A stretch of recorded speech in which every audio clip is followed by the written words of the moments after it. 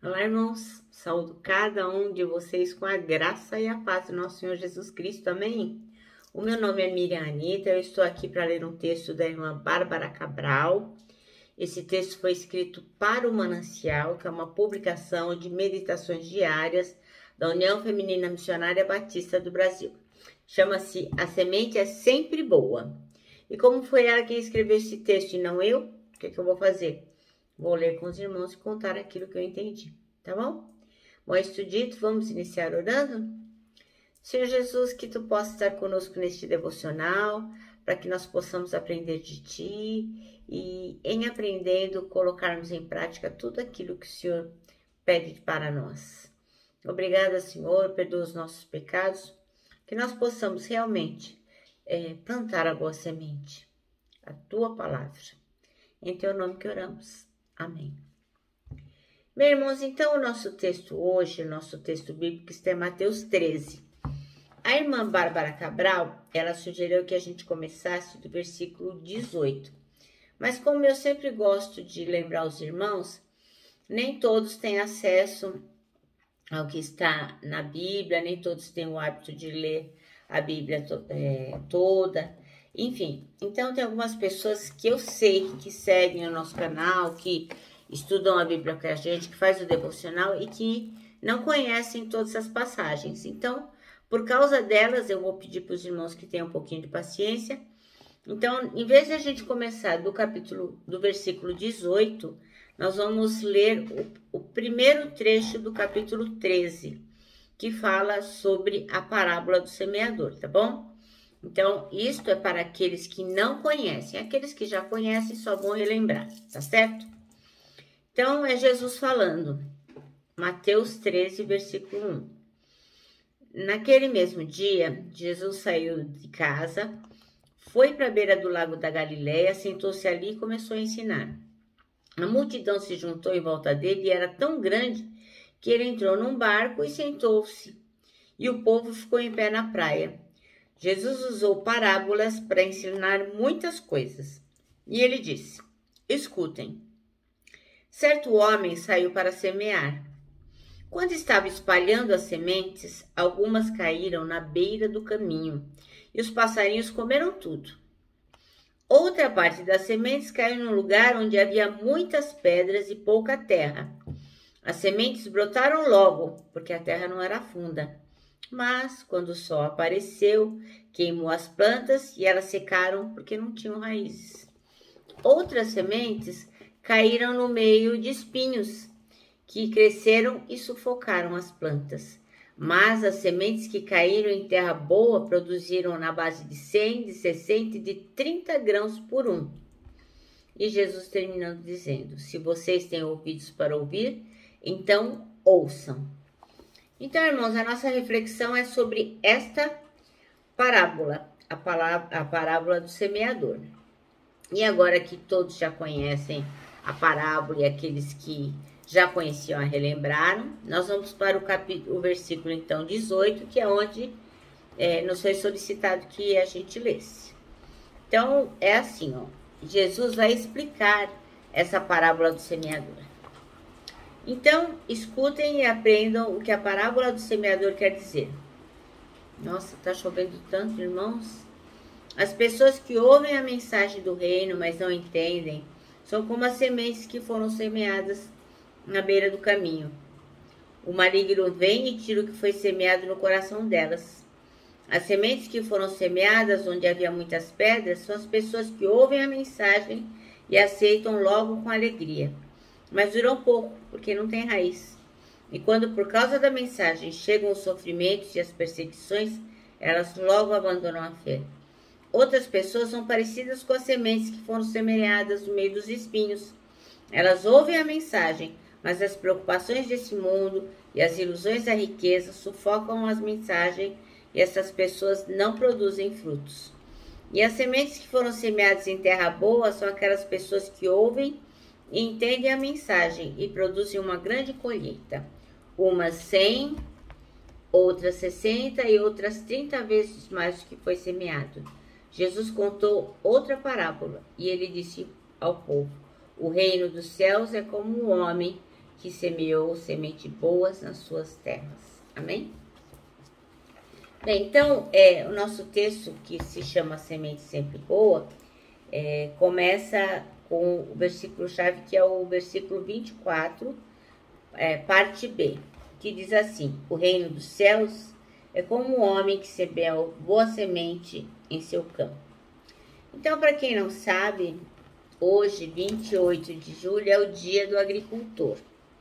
Quem decidiu que seria esse dia foi Juscelino Kubitschek, lá no ano em que eu nasci, em 1960. Então, ele assinou lá um decreto e tornou esse dia 28 de julho o dia do agricultor. Por quê? Porque nesse dia fazia 100 anos que o Ministério da Agricultura existia, então ele decidiu fazer uma homenagem aos agricultores.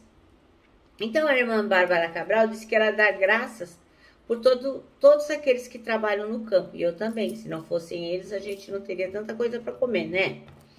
Então, eles fazem um trabalho pesado e, ao mesmo tempo, muito delicado. Sem essas pessoas, a gente não ia ter alimento. É uma profissão tão importante que o próprio Deus é chamado de agricultor. Se você olhar lá em João, capítulo 15, logo no primeiro versículo, ele diz assim: eu sou a videira verdadeira e meu pai é o agricultor. Olha só que legal, né? Então, o próprio Deus reconhece a importância, né, do agricultor. Então, ela conta que ela mora numa cidade muito grande, mas ela nunca teve contato assim com a vida no campo, assim como eu também. É raro eu ver pessoas do campo e ir para lugares onde existem campos, onde tem plantações, né? Mas ela conta que ela trabalhou perto de uma zona rural. E aí a gestora dela, a chefe dela, mandou ela comprar sementes para a horta, lá a horta escolar, de onde que ela trabalhava. Aí o que ela fez? Ela foi lá na zona rural, foi na venda, lá na mercearia, lá não sei onde é que compra esse negócio, e pediu: por favor, me dê 1 quilo de sementes de tomate. E o rapaz que atendeu olhou para ela com cara assustada. Ele aí deu risada e brincou com ela, dizendo: olha, moça, se você for levar realmente 1 quilo de semente de tomate, certamente vai nascer tomate no município inteiro. Por quê? Porque ela não tinha noção, né, de quanto poderia render 1 quilo de sementes de tomate. E aí ele colocou nas mãos dela um pacotinho com 2 gramas de sementes, bem pouquinho, e aquilo já seria o suficiente. Então, ela conta aqui que a palavra de Deus são as sementes. O coração do homem, o nosso coração, é a terra. Então, a palavra que você plantou no coração de alguém, outro cristão poderá regar, mas é o Senhor quem faz a semente brotar. Então, muita gente fala assim: muita gente se acha responsável, né, para que os outros creiam em Jesus, se sentem responsáveis porque as pessoas não se tornaram cristãos. Mas, na verdade, o que o Senhor nos mandou fazer é pregar a palavra, é proclamar o evangelho. Mas Ele quem vai dar o crescimento a essa semente. Então, tá lá em 1 Coríntios 3:6, ele diz assim, o apóstolo Paulo está dizendo, né? Eu plantei, Apolo regou, mas Deus deu o crescimento. Então, o que nós temos que fazer é proclamar a palavra, mas quem vai dar o crescimento, quem vai fazer com que aquela semente possa realmente germinar no coração de alguém, é o Senhor. Então, cada semente vai levar um tempo para germinar. A gente não pode desanimar. Por quê? Porque a colheita é garantida. Aqui no Salmo 126:6 diz assim, ó: quem sai andando e chorando enquanto semeia, voltará com alegria, trazendo os seus feixes. Então, é uma colheita certa. O nosso dever é semear e orar, né, por cada semente plantada. Então, muitas vezes a gente se preocupa com a quantidade de sementes, mas o importante não é só a quantidade. A quantidade, é lógico, tem a sua importância sim, mas não é o principal. O importante é que tipo de semente você plantou. Qual é a qualidade do solo que vai receber aquela semente que você plantou. Mesmo que você compartilhe apenas um versículo com alguém, creia que a palavra de Deus nunca volta vazia. É o que está em Isaías 55:11.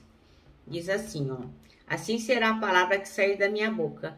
Não voltará para mim vazia, mas fará o que me apraz e prosperará naquilo para que a designei. Então, a palavra de Deus, ela nunca sai em vão. Sempre que nós a depositarmos no coração, ela vai ter um resultado. Porque a semente sempre é boa. Às vezes, o solo não é bom e o resultado é a perdição. Mas a palavra de Deus sempre tem um resultado. Então, ela disse que ela aprendeu com um rapaz jovem que estava fazendo seminário, uma oração que ela achou muito importante e que ela nunca esqueceu, né?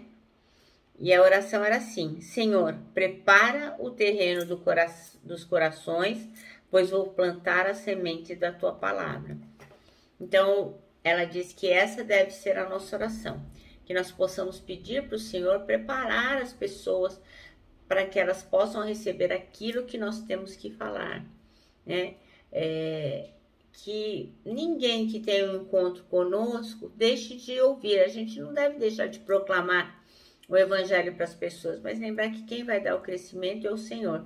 Então, o que nós temos que fazer é pedir a Deus que toda vez que a gente planta uma semente, realmente o Senhor possa fazer com que aquela semente possa crescer e possa dar muitos frutos. Porque é para isso que nós aqui vivemos, né? Para proclamar o evangelho, para honrar a Deus e para fazer que a igreja de Jesus Cristo em todo o mundo, em toda a terra, cresça cada vez mais. Então, o Senhor fala com a gente. Muitas vezes as pessoas falam: o Senhor não fala comigo. O Senhor fala com a gente o tempo todo através da sua palavra. Aqui, ó, tem solução para todos os problemas. Então, o que nós temos que dizer para as pessoas: olha, a palavra de Deus não volta vazia, e você deve crer no sacrifício de Jesus Cristo. Você deve crer que Ele te amou, que Ele veio para cá, se fez homem, sofreu todas as coisas para que nós pudéssemos ter a vida eterna. Então, irmãos, a semente é sempre boa, não deixa de plantar, ok?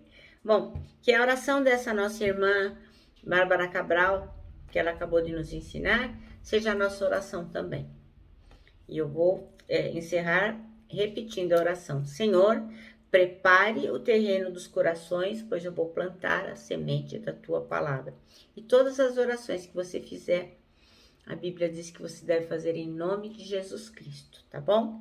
Nosso manancial termina assim, ó: Senhor, prepare o terreno dos corações, pois eu vou plantar a semente da tua palavra. Amém? Bom, irmãos, eu me despeço aqui com o meu abraço fraternal, com o meu abraço diário de ursa. Lembrando, ó, que em 2021 ninguém solta a mão de ninguém. E lógico, né? A nossa palavra de ordem que é saudades.